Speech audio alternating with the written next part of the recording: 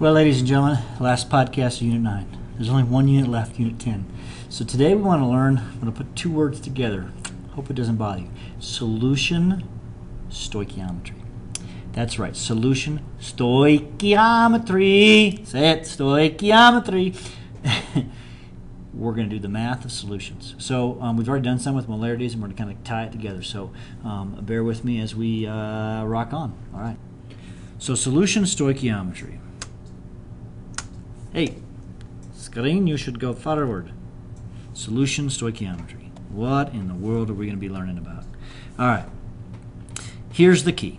Actually, this really isn't anything new that you haven't learned already before. The key is you must always work with moles. All right, and how do you get moles? Okay. Actually, let me back up a second. Always work in moles. The key equation we've already seen before is M times V equals moles. The key thing on this equation is to write this down again, that the V must be in liters.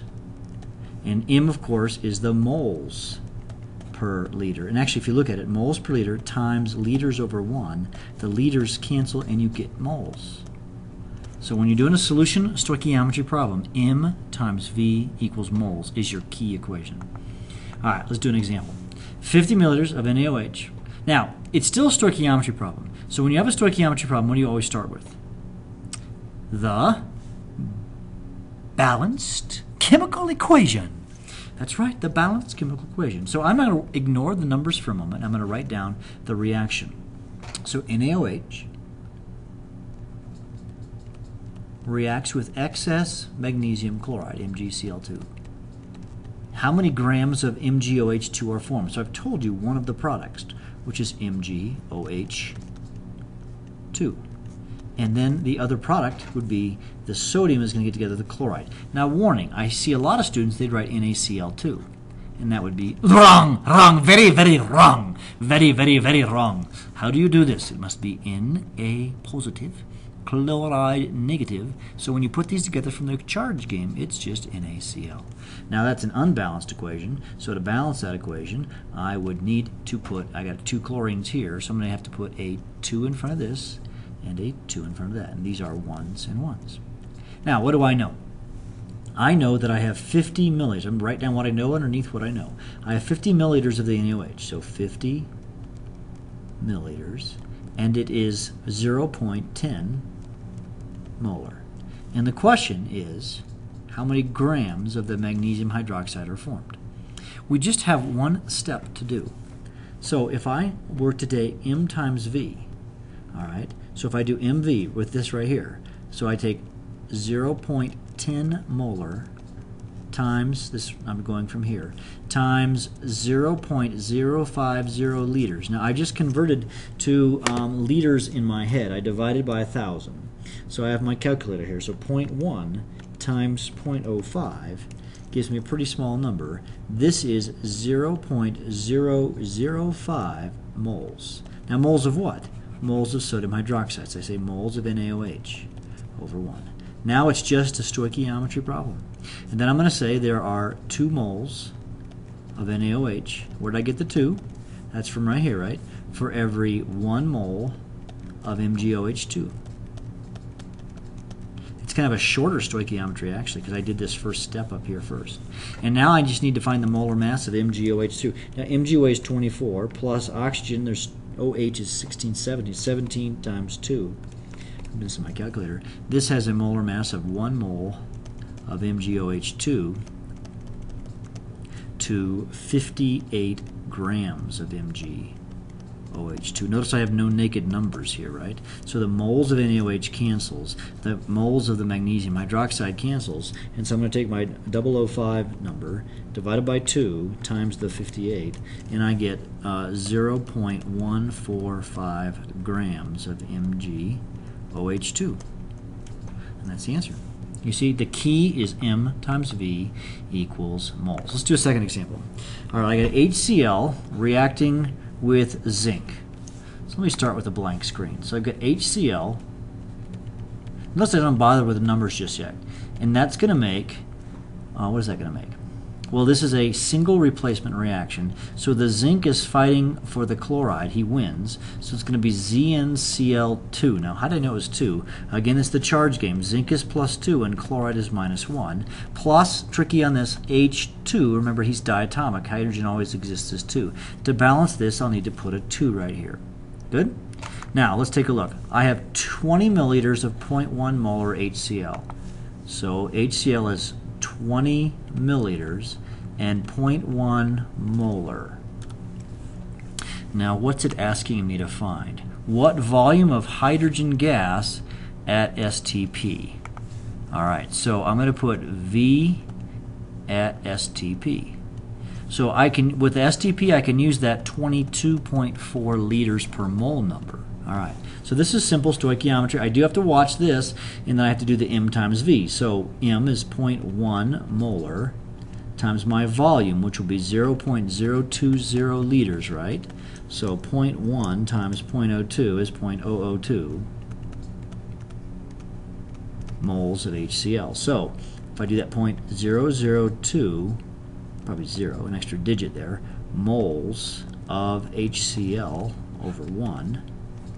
There are 2 moles from the balanced equations of HCl. That's from the 2 right there, right? For every 1 mole of hydrogen. And that's, of course, because there's a 1 right there. And if I'm just going to STP, I can then just say 1 mole of hydrogen is equal to 22.4 liters of hydrogen, because it was at standard temperature and pressure, STP. So now I just take 0.002 divided by 2 times 22.4 gives me 0.022 liters of hydrogen. Not too bad, is it? All right, one more example, I think. All right, we got barium chloride and sodium sulfate. All right, so barium chloride, BaCl2, plus Na2SO4.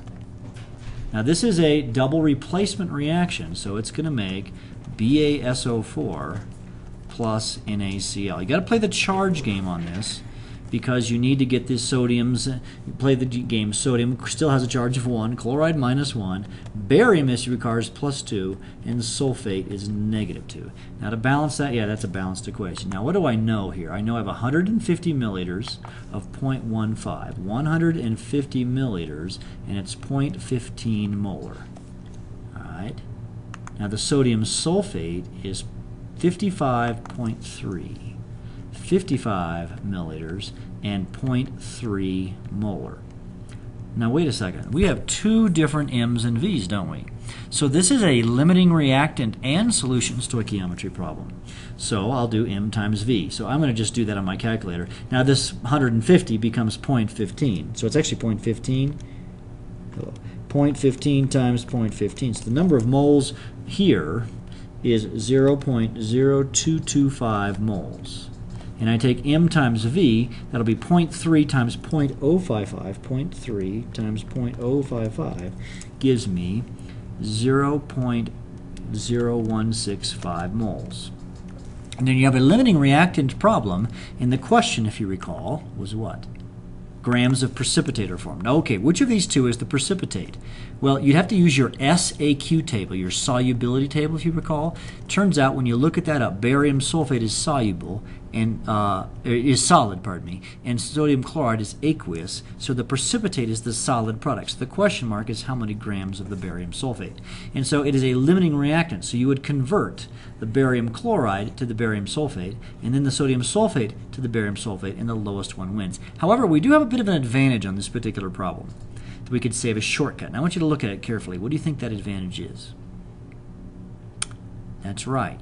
Hopefully you see this. Since the ratio here is 1 to 1 to 1, since this gives 0.02 moles and this is 0.016 moles, then the mole-to-mole ratio, the one that's going to give you the lowest answer, is clearly the sodium sulfate. Now if you were to do both stoichiometric lines, the lowest one would win, but there's no question the lowest one will be the sodium sulfate. So you'll take 0.0165 moles of sodium sulfate, Na2SO4, and then the mole-to-mole ratio being 1 mole to 1 mole, 1 mole of sodium Na2SO4 to 1 mole of BaSO4 And now we simply do the molar mass of the barium sulfate. 1 mole of BaSO4 to the grams of barium SO4. Turns out when you add it up, it adds up to 233 Ba plus S plus 4 O's. So now we just take our number, 0.0165 times 1 divided by 1 times 233. And you get 3.85 grams of barium sulfate.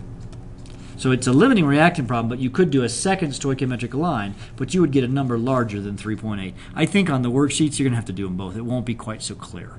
So, sorry. Well, that concludes the last podcast of Unit 9, and you are getting close to the end. We'll talk at you later. Bye.